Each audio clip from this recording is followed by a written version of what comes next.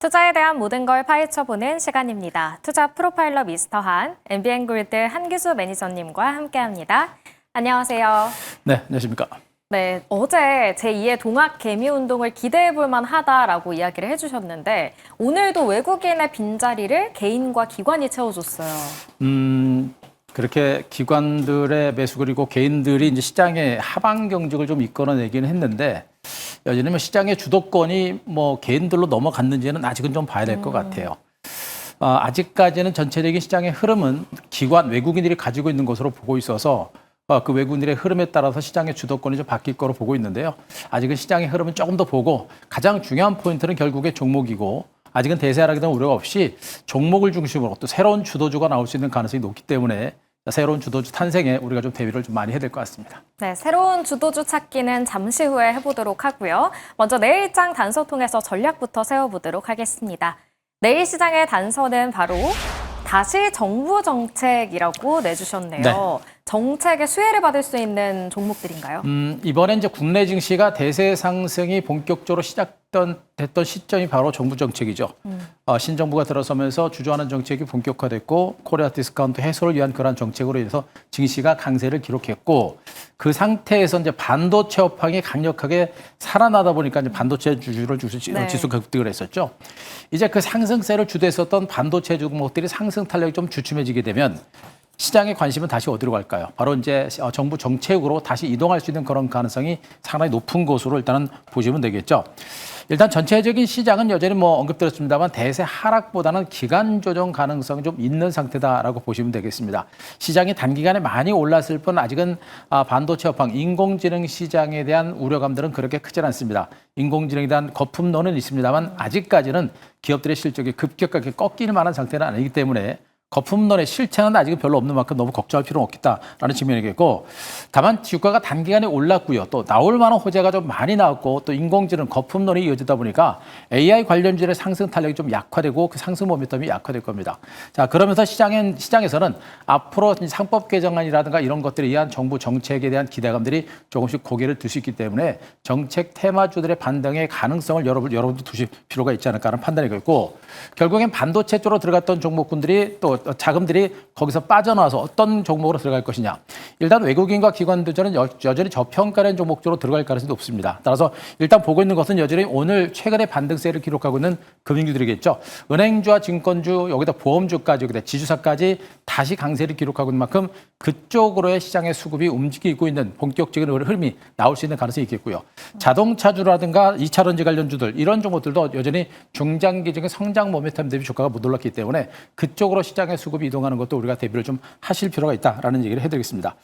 자, 차트 삼성전자 차트 일봉 차트를 잠깐 한번 보도록 하겠습니다. 삼성전자 주가가 지금 이제 굉장히 올랐죠. 많이 올랐고 이제 10만 원대가 주가 약간 깨진 가운데 마감이 됐습니다만 대체로 현대 쉬어가는 모습이 나오고 있습니다. 수급을 보시게 되면 기관 외국인들의 공격적으로 매도가 나오고 있죠. 이 정도의 매도다라고 한다면 당분간은 외국인과 기관들은 적극적인 매수 의사는 없는 겁니다. 자, 이렇게 봤을 때 삼성전자를 중심으로 한 주가 흐름 자체는 본격적인 상승보다는 쉬어가는 과정이 전개될 수 있는 가능성이 높겠고요. 올라갈 때마다 외국인들은 물량을 내릴 겁니다. 그렇기 때문에 지금 당장에 강세를 이어가는 어렵다. 결국에 삼성전자가 더 많이 가려면 이 구간에서 상당 기간 동안의 기간 조정이 좀 진행이 되고 나서 다시 움직일 가능성이 높지 않을까라는 판단이어서 전체적인 반도체 관련주의 상승 분위기가 다소 약화될 수 있는 가능성, 탄력이 떨어지고 그 수급이 다른 섹터로 이동할 수 있는 가능성이 분명히 높아졌다는 점에 포커스를 맞추셔야 될 것 같습니다. 네, 이제는 반도체보다는 정부 정책의 수혜를 받을 수 있는 종목들에 조금 더 관심을 가져봐야 할 것 같습니다. 그렇다면 매니저님의 포트폴리오 리뷰를 해봐야겠죠. 오늘은 NH투자증권을 해볼 텐데요. 오늘 외국인의 강한 매수세가 들어왔고 상승 마감했습니다. 증권주는 호재가 여전히 많나요? 그렇죠. 많은데 뭐 주가가 빨리 안 가서 좀 답답하긴 합니다만 그동안 제가 이제 시장의 수급이 반도체 종목이 많이 올랐고 반도체 쪽에서 금융주 쪽으로 순환에 대비를 하는 이런 전략을 여러 개 옮기드리면서 말씀드렸습니다만 여전히 답답한 흐름이 전개되고 있죠. 하지만 분명한 것은 주가는 바닥권이고 긴 수렴 과정이 형성되고 있기 때문에 주가 수렴 과정이 형성됐다라는 얘기는 조만간에 움직일 가능성이 크다라는 그런 의미가 될 겁니다. 미래에셋 증권이 이제 실적이 다소 부진하게 발표가 돼서 증권주들의 반등에 이제 약간 분위기를 다운시키는 그런 흐름이었습니다만 일회성 비용이 있었기 때문에 그렇게 나쁘게 볼 거는 아니다. 일단 증권주들은 단순한 정부 정책을 떠나가지고 성장주라는 개념을 보셔야 됩니다. 증시 화랑이고 내년 증시 전망도 좋은 상태고 실적 증가세는 이어지고 여기다 정부 정책도 분명히 있죠. 호재가 너무나 많기 때문에 지금 당장은 주가가 답답해서 못 가지만 결국엔 갈 수밖에 없는 종목이에요. 이런 측면을 보게 되면 우리가 증권주 전반에 걸쳐서는 굳이 지금 매도하는 것이 아니라 우리가 이제 지금 지주사라든가 은행주까지 올라가고 상태라고 한다면 우리가 지금부터는 좀 더 적극적으로 물량을 매집해 들어갈 그런 타임이라고 보시면 되겠습니다. 따라서 뭐 NH증권부터 해가지고 여러분께 증권주 많이 소개를 했습니다만 절대 포기하지 마시고 들고 가는 전략과 함께 매집 전략은 여전히 유효하다 이렇게 정리드리겠습니다. 네, 증권주들은 여전히 호재가 많은 만큼 계속해서 가지고 가는 전략 챙겨가 보도록 하겠습니다. 그렇다면 내일 시장에서는 어떤 종목을, 특정한 종목을 눈여겨봐야 할지 내일장 공략 종목부터 확인해 보도록 할게요. 내일의 첫 번째 종목은 기업은행입니다. 네. 오늘 은행주들이 좋았잖아요. 그중에서 기업은행. 바로 이제 어제 우리 금융지주를 소개를 드린 바 있죠. 그쵸. 결국엔 이제 우리 금융지주 조금 올랐긴 올랐는데 바로 이겁니다. 시장의 수급이 움직이는 그 길목을 잡는 타이밍인 것이고 그래서 은행주들이 오늘 동반해서 올랐고요. 실질적으로 은행 전반에 거친 기관과 외국인들의 수급이 분명히 살아 움직이는 그런 흐름이 전개가 된 상태다 보시면 되겠습니다. 일단 기업은행도 기관 외국인들의 양매수가 들어오면서 반등을 일단 시도를 한 것으로 보시면 될 것 같고 앞서 엎드렸듯이죠. 외국인 투자가들은 삼성전자, 하이닉스일비언때 공격적인 매수를 하다가 단기적으로 올랐기 때문에 매물을 차익 매물을 내놓고 있고 그 차익 매물을 내놓고 나서 과연 외국인과 기관들이 들어갈 만한 종목이 어디가 있을까? 상대적으로 못 올랐고 충분하게 쉬었었던 이런 금융주 쪽으로 매수가 들어올 수 있는 가능성이 상당히 높다고 보시면 될 것 같고 실질적으로 들어오기 시작했습니다. 그렇다면 앞으로도 지속적으로 매수가 들어올 수 있는 가능성이 크다라고 보시면 될 것 같고 퍼가 6배, 이제 PBR 자체 0.4배 정도로 여전히 절대로 저평가된 종목들이 은행주입니다. 주가라는 게 결국엔 저평가된 종목으로 매수가 들어온다 측면을 보게 되면 결국 외국인들의 매수는 더 들어올 가능성이 높겠고요. 자, 배당소득 분리과세라는 이제 정책이 이제 본격적으로 시작이 될 겁니다. 그에 따른 수혜주로서 분류가 될 수 있는 그런 가능성이 높기 때문에 이런 종목군들은 정부 정책뿐만 아니라 여러 가지 저평가됐던 측면, 대형주라는 측면에서 외국인과 기관들의 매수에 가능성이 높기 때문에 우리가 충분하게 보실 필요가 있겠고 연평균 7% 이상의 높은 배당 성향을 보였던 종목인 만큼 역시 이제 배당수도 분리과세는 이런 재료가 나올 때 주가의 움직임 자체가 상당히 강하게 움직일 가능성이 높다는 점도 포커스를 맞추시고 보시기 바랍니다. 네, 기업은행 오늘 장대 양봉을 그려냈는데 목표가는 어디까지 바라볼 수 네, 있을까요? 오늘 차트 모양이 너무 예쁘죠. 일단 너무나 긴 시간 동안 횡보세를 기록했습니다. 앞서 NH투자증권과 차트가 거의 비슷한 상태입니다만 긴 시간 동안의 횡보 조정과 수렴 과정을 거치고 나서 강하게 올라갔고요. 거래량이 터졌습니다. 일단 이 대형주들에 대한 매매를 볼 때 우리가 단기적으로 보시면 안 되고요. 현재 이렇게 거래량을 터뜨리고 나서 한 번 더 빼는 경우가 많습니다. 그래서 이 빼는 경우를 우리가 놀라시면 안 돼요. 그래서 일단 강하게 올라갔다 빼더라도 주가가 저점을 깨고 내려가는 가능성은 거의 없다는 측면을 봤을 때 자, 우리금융 같은 종목들은 시초가에서 무리하게 추격 매수까지는 아니더라도 시차가에서 밀릴 때는 우리가 충분하게 매집을 단행하셔도 좋겠다는 측면이겠고 완만한 반등 가능성이 큽니다. 점진적인 반등 가능성이 대비를 해서 우리가 조건 전략을 단행하시기 좋겠습니다. 자, 목표가는 제가 21,700원 정도까지 잡아드리고요. 자, 손절가 18,800원 제시드리겠습니다. 네, 기업은행, 은행주들이 강한 가운데 은행주 중에서 기업은행 내일장에 공략해 보도록 하겠습니다.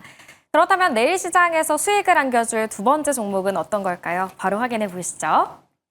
두 번째 종목 코오롱입니다. 오늘도 지주사들도 강했는데 네. 코오롱을 가지고 오셨네요. 일단 증권주들은 제가 워낙에 다 소개를 드려서 네. 증권주들은 가지고 계신 분들은 정말 매도하시면 안 되고 시간이 걸리더라도 보유하시는 전략 갖고 저가 매수를 계속 하시는 게 좋겠다라는 측면을 말씀드리고요.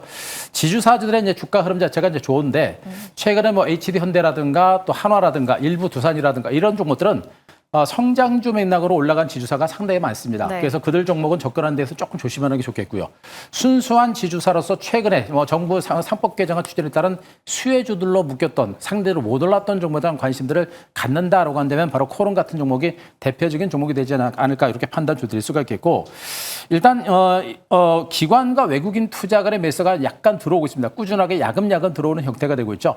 어제 제가 다우기술도 소개드렸습니다만 일부 상법 개정안 추진에 따른 수혜주로서 이런 일부 지주사에 대한 관심이 필요하겠고 코롱도 그에 따른 대표적인 종목으로 보셔도 되겠다는 측면이겠고 PBR 자체가 0.2배 정도로서 일단 지주사들 중에서 가장 낮은 그런 위치를 보여주고 있습니다.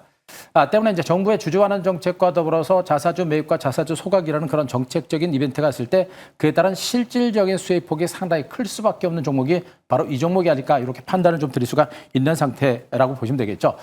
정부의 이제 자사주 소각 상법 개정안이 이제 본격적으로 추진이 되고 있고요. 그리고 배당수속 분리과세라는 것도 이제 본격적으로 추진이 되기 때문에 11월과 12월 연말까지는 그런 정책이 추진이 될 겁니다. 그렇게 되면 이들 정책 테마주로 올해 연말까지는 레일리를 이어가면서 시장의 주도주로서의 역할을 해낼 가능성이 충분히 있기 때문에 그런 관점에서라도 우리가 이런 종목들에 대한 관심을 지금은 높여갈 필요가 있겠다. 이렇게 정의 드리겠습니다.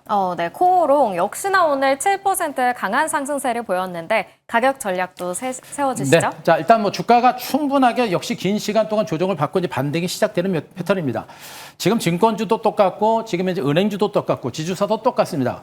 왜 그렇습니까? 일단 1차 상승 때 같이 움직였던 섹터들이고 여전히 정책주로 움직이기 때문에라고 보시면 되겠죠.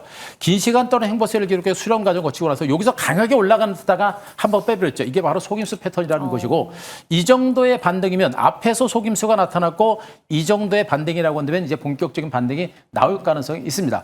혹시라도 여기서 조금 더 밀린다라고 하더라도 흔들리시면 안 됩니다. 이 외국인 선호 대형주들의 경우에는 매매 자체가 우리가 단기적인 관점보다는 중기적으로 보는 것이기 때문에 약간의 조정이 나오더라도 흔들리지 마시고 빠지게 되면 오히려 땡큐하고 매수하는 전략을 단행하셔도 무리가 없지 않을까 하는 판단이겠고요. 자, 목표가는 제가 58,000원 제시를 드리고 손절가 43,000원 제시드리겠습니다. 네, 오늘은 내일장 전략에 따라서 정부 정책 수혜주 두 가지를 공략해 봤습니다. 오늘 매니저님 무료 방송에서 금융주에 대한 이야기들 더 자세하게 풀어주셨죠. 그렇습니다. 요즘에 이제 무료 방송을 통해서 이제 시장의 중심에 있는 주도주에 대해서 언급드렸었고요. 여러분께서 역시 내일 이후에 관심을 가질 만한 시장의 주도 섹터와 종목에 대해서 이제 무료 방송에서 말씀드렸습니다. 시장이 굉장히 빠른 속도로 변화했기 때문에 오늘 무료 방송 내용이 굉장히 중요할 겁니다. 유튜브 그리고 네이버 밴드 가셔서 MBN골드 한규석 검색하시고요. 오늘 무료 방송 꼭 한번 체크하시고 시장의 주도주의 변화에 적극적으로 여러분들 대처하셨으면 좋겠습니다. 네, 한규수 매니저님의 무료 방송 보시면서 내일장도 성공하는 전략 세워보시길 바라겠습니다.